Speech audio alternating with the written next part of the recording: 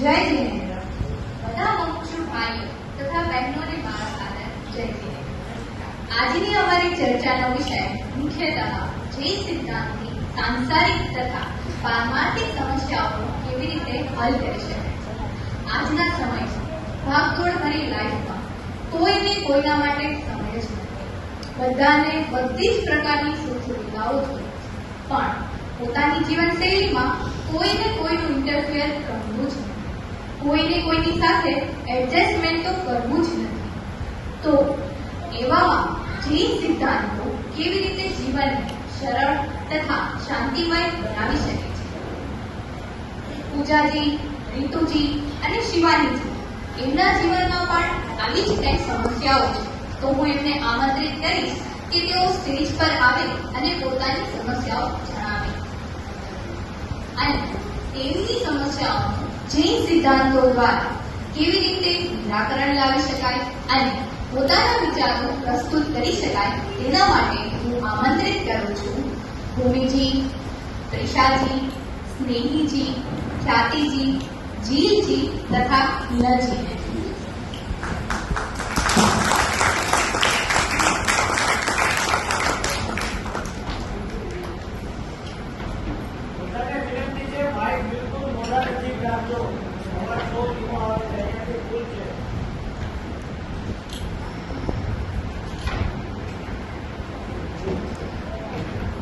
તો આપ સૌનું સ્વાગત છે. જય જીનેન્દ્ર. આપણે જીવવાણીનો અભ્યાસ તો કર્યો જ છે અને પોતાના જીવનમાં તેનો નિરંતર પ્રયોગ પણ કરી રહ્યા છે. તો હું ભૂમિજીને રિક્વેસ્ટ કરીશ કે તેઓ બતાવે કે આજે કયા સિદ્ધાંતના આધારે દર્શકોના સવાલનું નિરાકરણ કરશે. આજની અમારી ચર્ચા જીવવાણીમાં રહેલ 4 અભાવના સિદ્ધાંતો પર રહેશે, જે આપણા જૈન ધર્મના મૂળભૂત સિદ્ધાંતોમાંથી એક છે, જેની સમજવા જીવ પોતાને બિન સમજતો નથી.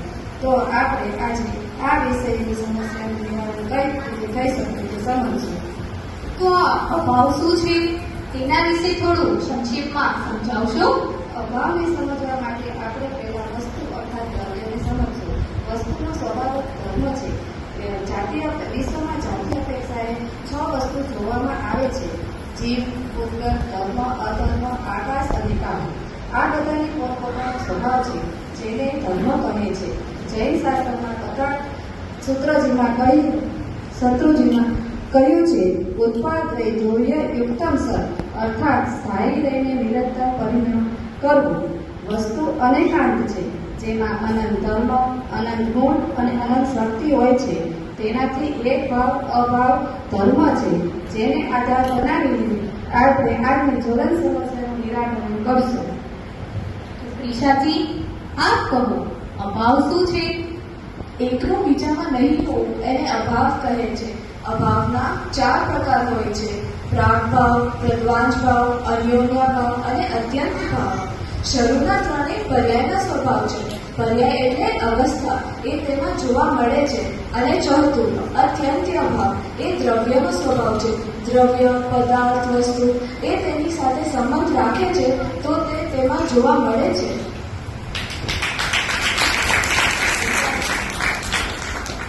તો આજનો પહેલો પ્રશ્ન દાદાજી દ્વારા પૂછવામાં આવે છે. તો દાદાજી કહો, આપનો પ્રશ્ન શું છે? જી, મારો પ્રશ્ન એ છે કે મેં વર્ષોની મહેનત પછી મેં મારું એમ્પાયર ઊભું કર્યું છે. કહેવાને તો મારી પાસે ધન, દોલત, ગાડી, બંગલો, પરિવાર, ઇજ્જત બધું જ છે, છતાંય મનમાં શાંતિ જ નથી. પરિવારજનો પૈસો પાણીની જેમ વહાવે છે. હાઈફાઈ હોટેલમાં રહેવું, ખાવું, ફરવું, હાઈફાઈ ગાડી વગર તો ચાલતું જ નથી. કપડાથી માંડીને બધું જ બ્રાન્ડેડ જોઈએ છે અને કોઈને કાંઈ કહેવાતું જ નથી.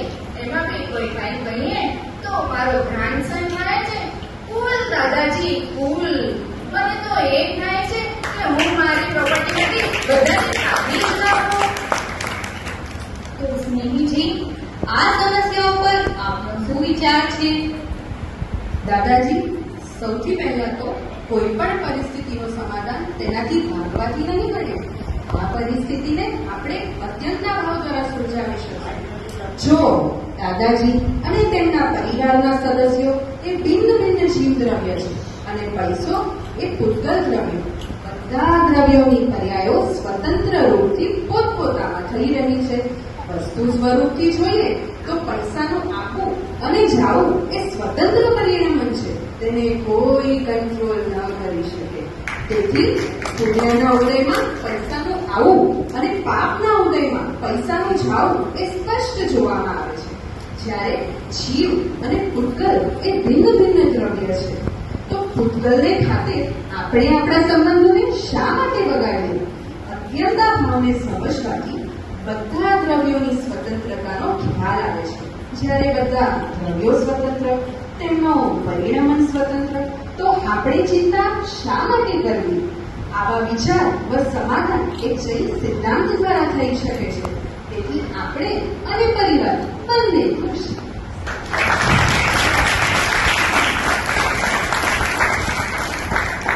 બિલકુલ સહી સ્નેહીજી.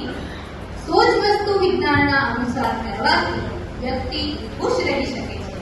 તો દાદાજી બી હેપી. હવે બીજો પ્રશ્ન મિસ રીતુજી દ્વારા પૂછવામાં આવે છે. તો મિસ રીતુજી, હું આજની મોડર્ન કોલેજે યુવતી છું. મારા માટે મારી હેલ્થ, ફિટનેસ, એક્સરસાઇઝ બધું ખૂબ જરૂરી છે. તેના માટે હું બીટ અને કેરેટનું જ્યુસ પીઉં છું. સુંદર દેખાવા અલગ અલગ બ્યુટી પ્રોડક્ટ્સ યુઝ કરું છું. સવારે યોગા કરું છું.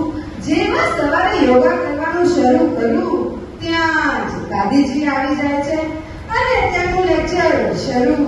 સવારે યોગા ના કરવા જોઈએ, વહેલા ઉઠીને મંદિર જવું જોઈએ, બીટ, કેરેટ આદિ અભક્ષ તંતુઓના જ્યુસ ના પીવા જોઈએ.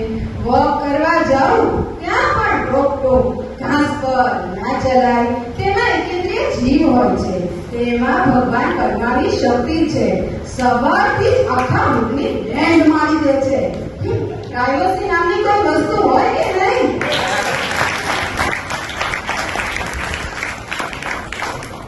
રાનીજી, આ પ્રોબ્લેમ વિશે આપનો શું વ્યૂ પોઈન્ટ છે? જી રાધિકાજી, આજના સમયમાં આ એક ખૂબ જ જરૂરી પ્રશ્ન છે. જુઓ, શરીર એક પૂતગલ દ્રવ્ય છે અને જ્યુસ પણ એક પૂતગલ દ્રવ્ય છે. બંને જુદા જુદા પૂતગલ દ્રવ્યની વર્તમાન પર્યાય છે. શરીરની વર્તમાન પર્યાયમાં જ્યુસની વર્તમાન પર્યાયનો અભાવ છે, જેને અન્યોન્ય ભાવ કહેવામાં આવે છે. અર્થાત એનાથી એમ સમજી શકાય છે કે શરીરની વર્તમાન પર્યાયમાં જ્યુસની વર્તમાન પર્યાયનો અભાવ, જેનો મતલબ એમ થાય છે કે એકની વર્તમાન પર્યાયમાં બીજાની વર્તમાન પર્યાયનું ના હોવું. કંદ એક અભક્ષ જ્યુસ છે. તે પીવાથી શરીર સ્વસ્થ રહેશે તેની શું ગેરંટી છે? આ બધું પીવાવાળા પણ માંદા તો પડે જ છે ને. તો આ માન્યતા એક ભૂલ ભરેલી માન્યતા છે અને વસ્તુ સ્વભાવથી વિપરીત છે. કંદ એક અભક્ષ જ્યુસ છે જેમાં અનંત જીવ રાશિ છે, જેના ઘાતનો ફળ ફક્ત નરક અને નિગોદ જ છે. નરક અને નિગોદ કે જ્યાં અનંત દુઃખ છે. તો પછી આ શરીરને સંભાળવા માટે આપણે આ બધા દુઃખ શા માટે ભોગવીએ? અને આમ પણ આત્માને તો ક્યાં ભૂખ પ્યાસ લાગે જ છે. પૂતગલ જ પૂતગલનું ભક્ષણ કરે છે. આત્મા તો માત્ર ભાવ કરે છે અને તે વિકારી ભાવનું કારણ ફક્ત દુઃખ જ છે.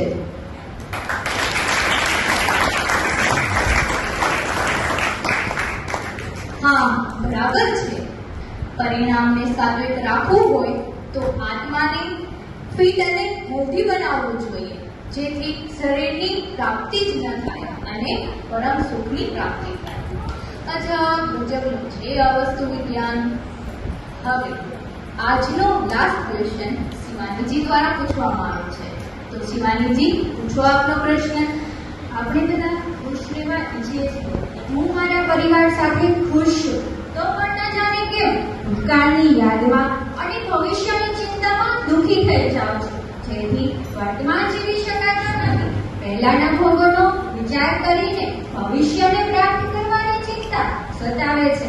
બાળકો માટેના સેવિંગ અને પોતાના ભવિષ્યને સિક્યોર કરવાનો વિચાર, બસ આ જ ઉદ્યોગમાં સમય જાય છે. બસ બીજો કોઈ વિચાર આવતો જ નથી ને.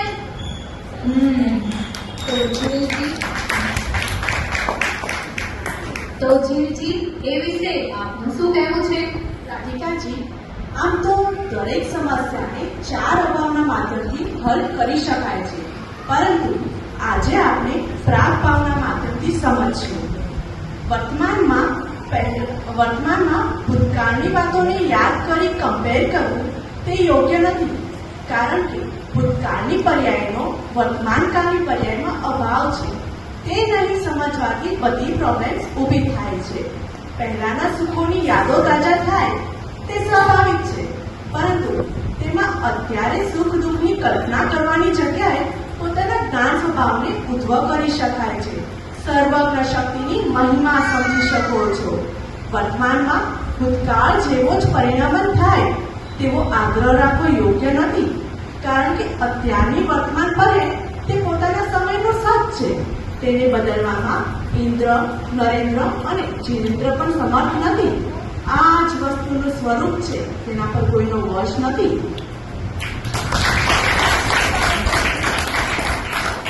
બિલકુલ સહી.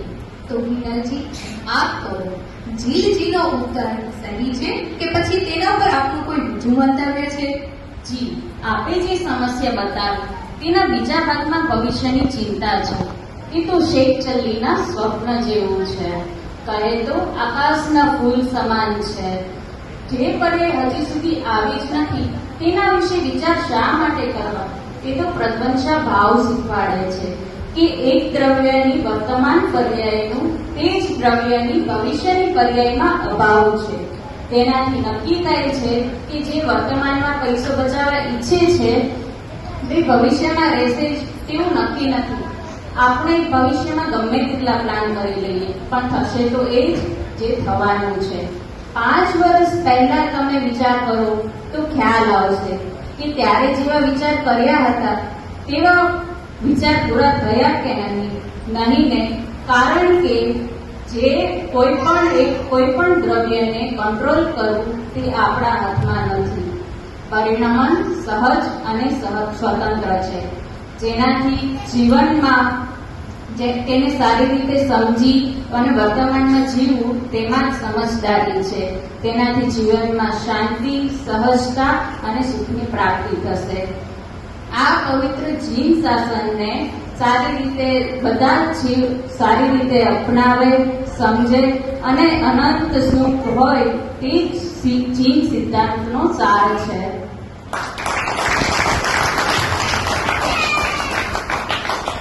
વાહ, બિલકુલ સહી.